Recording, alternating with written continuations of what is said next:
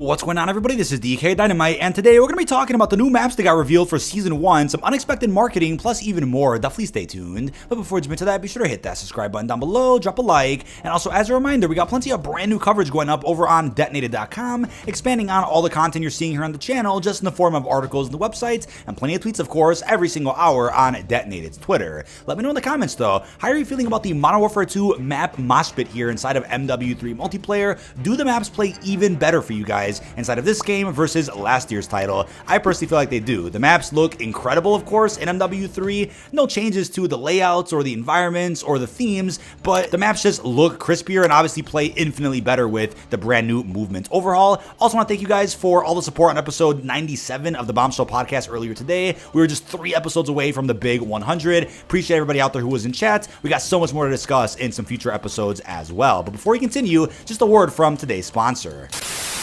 Now, before we continue, I want to talk to you guys about the Black Friday promotion going on with AIM controllers. From now until November 17th, you could save $55 off any order worth $199, $75 off any order worth $259, and $95 off any order worth $329. But then, on actual Black Friday, November 24th, you can get $60 off any order worth $199, $80 off $259, and $100 off any order worth $329. Now, that's a lot of savings, but even after the Black Friday promotion ends, you can still use code Dynamite anytime to save additional money off any order on the site. I've been using my AIM controller for well over 2 years now, and I couldn't be more satisfied. Aside from my logo on it, the controller grips and paddles in the back do give me a competitive edge no matter what game that I'm playing. Now, you can customize your controller to your liking, whether it's adding a logo, 4 programmable paddles on the back, custom grips. AIM controllers, of course, do use authentic DualSense or Xbox remotes with any single build that you choose. Now, don't forget, AIM also offers lifetime replacement warranty for any of their builds, which is massive, and especially comes in clutch for those out there like myself who are playing for several hours a day. But be sure to check out AIM controllers, the link down below in this video's description or the pinned comment, and thank you to AIM for sponsoring tonight's video. Now, the True Legends COD Endowment event, which was previously scheduled for this past Wednesday, ended up getting delayed and just randomly dropped as of today. So you have 6 days left to complete this event. So you have until, next Thursday to finish this. You have to get upwards of 213,000 XP to get your hands on the final tier of this event, which is a Camo. It's a very different type of event that we haven't really got before in Call of Duty, which doesn't require you to do challenges in any of the game modes, but just requires you to grind through any mode of your choice to earn XP, which you can then exchange for all the tiers you can see here, which do include different types of cosmetics and a universal camo that you can unlock that can be used on any weapon of your choice. But as a reminder, you earn more XP for this event if you do use the Warrior Endowment Operator skin, which just came out a couple of days ago. That bundle does cost a total of $10. You cannot buy it with COD points, and all proceedings from that bundle do go to real veterans out there. But as I talked about in a previous video, upon completing the weekly challenges for week number 4, you will be able to get your hands on the Golden River camo. It's going to be animated, it's universal for all weapons in the game, and as of today's update, they've allowed you to now preview the Golden River camo, which looks pretty damn cool. And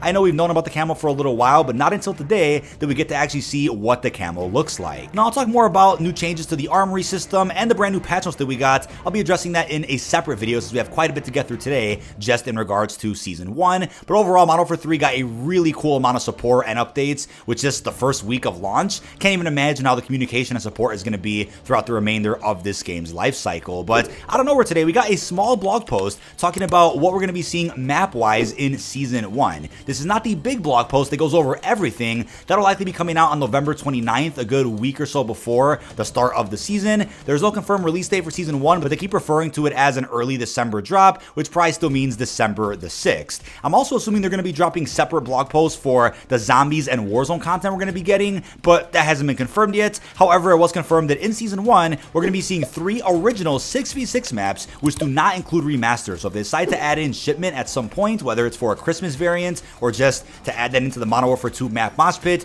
that will not be included in the 3 confirmed 66 maps that we are getting here in our first season. The first map is called Meat. I'm not kidding. It's called Meat. That's going to be a meme rather quickly right when the map drops. As they wrote in the blog post, become the best butcher on the block in this compact map centered around the East Bay Meats Slaughterhouse. So I feel like this is going to be the equivalent of like Farm 18 18, but for MW3, a relatively smaller map that could be useful if you guys out there are currently grinding camos. I know, as I confirmed in the podcast recently, I'm just not going to grind any camos until some seasonal prestiges get added in to ensure that the XP isn't going to waste. But if you guys out there are going for the camos now, then I think a smaller map like this will definitely come in handy. Our second map we're going to be getting is called Greece. Now, I'm a little biased because I'm Puerto Rican, Greek, and Mexican, and I'm like, hey, I've never been to Greece before. I guess Ancient Evil and Black Ops 4 Zombies, but in real life, haven't been there. And we haven't really seen a Greece-based multiplayer map, at least not to my recollection. So as they wrote here in the blog, prove you're no mere mortal in this medium-sized Mediterranean map based on a coastal town.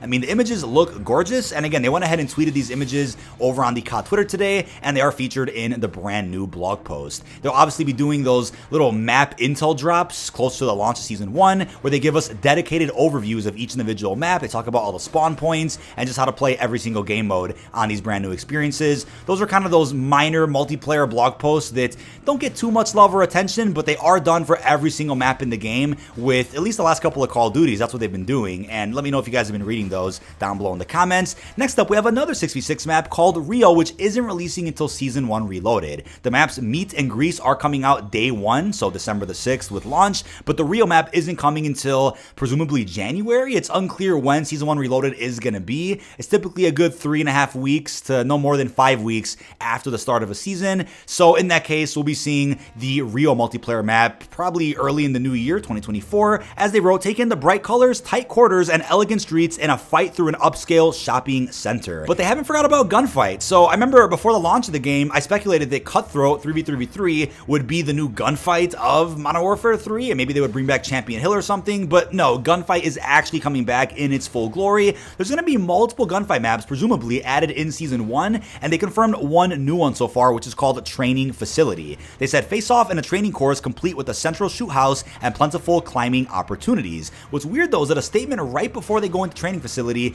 does say there will be returning 2v2 maps inside of Modern Warfare 3. So I believe, like we just saw with Carry Forward, we got Farm 18, Mercado Las Almas, Shoot House, Crown Raceway, eventually Shipment. We're likely also going to see Gunfight maps carry forward from what is likely Modern Warfare 2. Modern Warfare 2 had a decent selection of Gunfight maps, not nearly as many as I would have wanted, but it's possible that some of those get added into this game. I know Season 6 ended up adding in, what was it, King from Modern Warfare 19. Wouldn't be shocked if some of those maps come back here in Modern Warfare 3 Gunfight, but without a doubt there will still be new Gunfight maps added throughout the course of the game cycle, but I wouldn't mind some of them just coming back just to ensure there's some type of extra Gunfight content there, and could serve as good filler content in between major launches, like in between a season and a mid-season, or in between a mid-season and a new season. But they also confirm in the blog post, later in Season 1, likely close to Season 1 Reloaded or after that, we are going to be seeing both ranked play and a snowy event. So Treyarch did confirm back during COD Next that ranked play was indeed coming back to multiplayer at some point later in Season 1.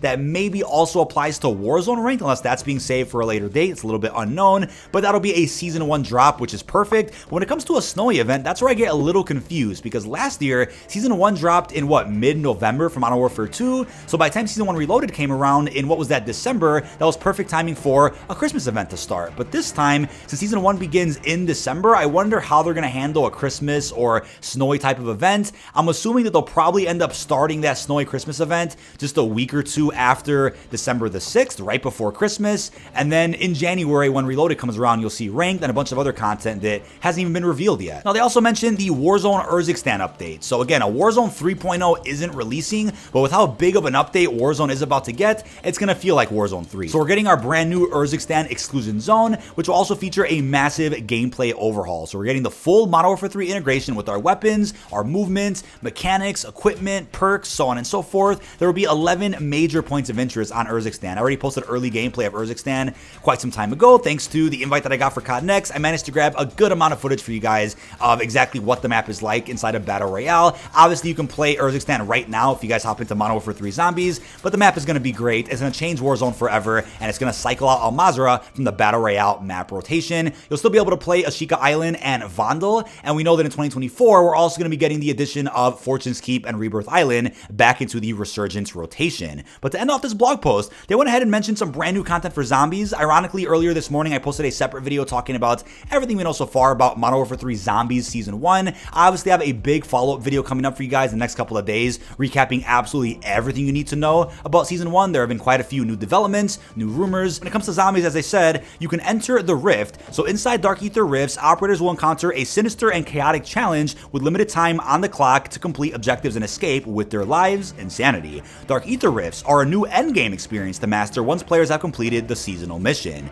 Then Friend Zone, a modified VR11 wonder weapon, packs a punch, transforming enemies, zombie or human, into loyal allies. The return of a wonder weapon from Call of the Dead, which was in Black Ops 1, it's kind of a surprise to me, and it's going to be able to turn mercenaries into allies. That's massive, right? That gives it significantly more use than it ever had back during 2010. And lastly, they said Gear Up, a new category of unique acquisition schematics that will test the player's skill to unlock. But that is about it. This has been DK Dynamite. Leave our thoughts down below in the comment section. That's a mini blog post that we got today in regards to upcoming content we're getting in early December. How are you feeling about the brand new maps that we're expecting for 6v6 and even Gunfight? And also let me know how you're feeling about the upcoming expansions to Warzone and even Zombies. Really hope you've enjoyed, and peace out, everybody.